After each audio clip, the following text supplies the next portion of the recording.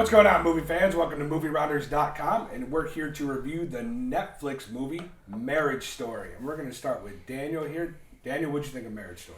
Wow, what a drama. I've been holding this in for the whole week just because I watched it and I rewatched part of it just because I enjoyed it so much. I'm not usually a person that's just all in on dramas, but this one I really got a lot out of it. And because, I can tell you this, I got a lot out of it because to me this movie is a movie that teaches you something about life. And it's not necessarily, you shouldn't apply it to your life, but just about just life in general, situations, relationships, blah, blah, blah.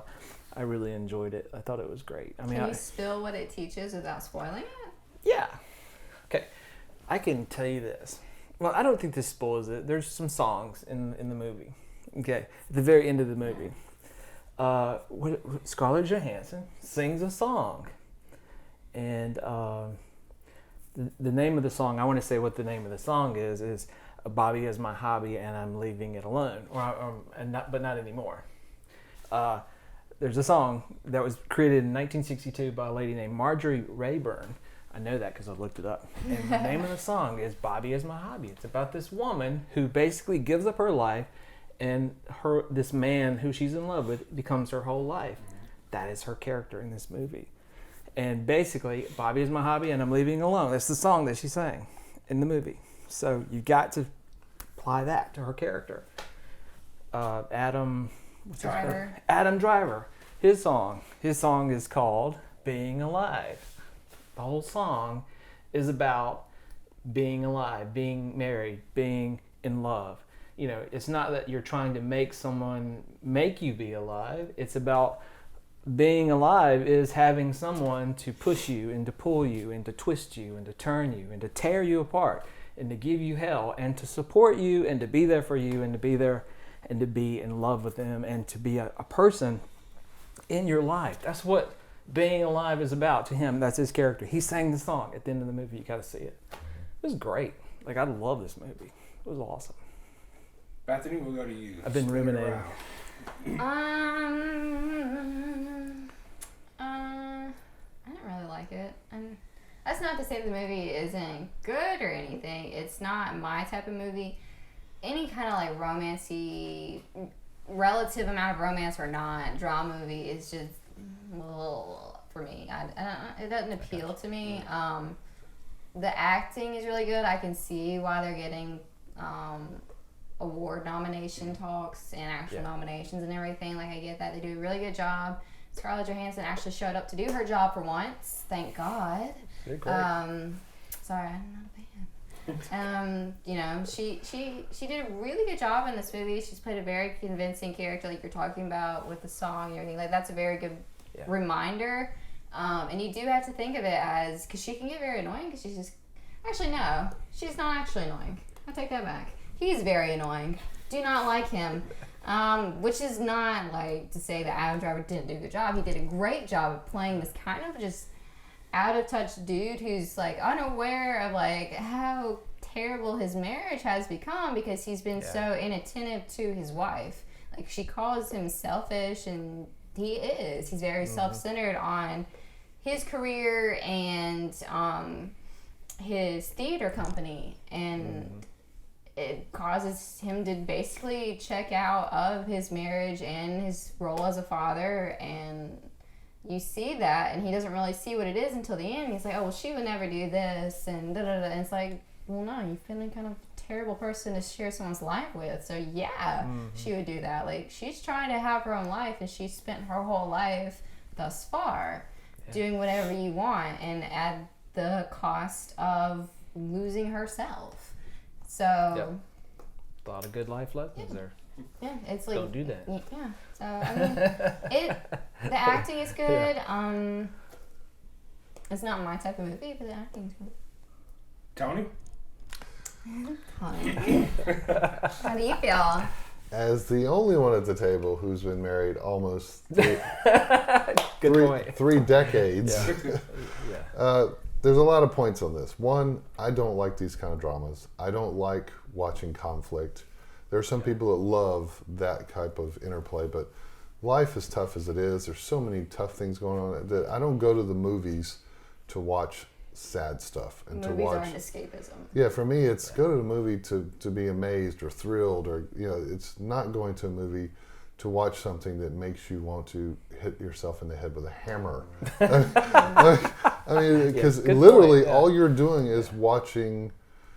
I don't know what I can give away on this, but first, it's mistitled. The movie is not what the title says. I can't tell you why, but False advertising. totally false advertising.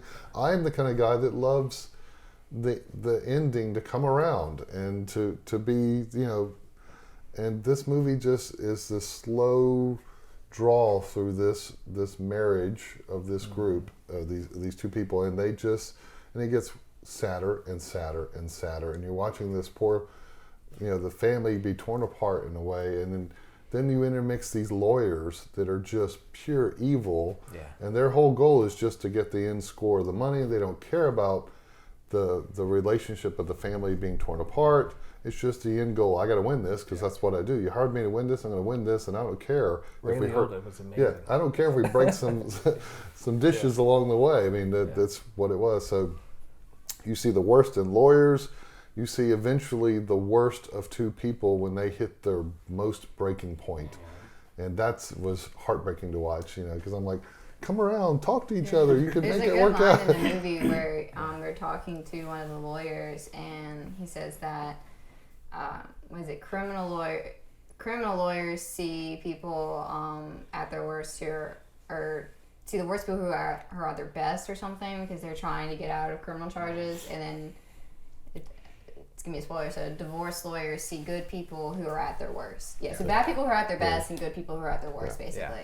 So with that in mind, the acting is amazing. You really feel like these are two people going through the worst part of their life, where they're having to deal with being in love and not in love, but still in love, but just. But you've been together for so long, you still care about each other, but you're not in love anymore. Yeah, and spoiler alert: marriage is tough. There's times where you're going to not be in the best part of your life, and then there are times where you're going to be the most amazing. It's what you do during those tough times is what makes the difference. So no one ever said when you got married it's roses all the way through. It will be the hardest thing you ever do and the most rewarding thing. So, but the acting was good. They're very they deserve the accolades that they're going to get if they get some. I think they've got Golden Globe right now. Golden Globe nominations now. Yeah, I'm sure so they're getting going to. They knock it out of the park. I know what you were saying about her character and stuff, but they just nailed this as far as that. So if you love drama and you want to see a story that just makes you feel the worst you could feel during Christmas, go see this movie. It's your kind of movie. Right. It was not my kind of movie. So Yeah. All right. This movie is catered 100% to me. I love dramatic stories like this. I love the screenwriting that everything was going on, the acting that was going on. Here's my hot take from this movie. Okay.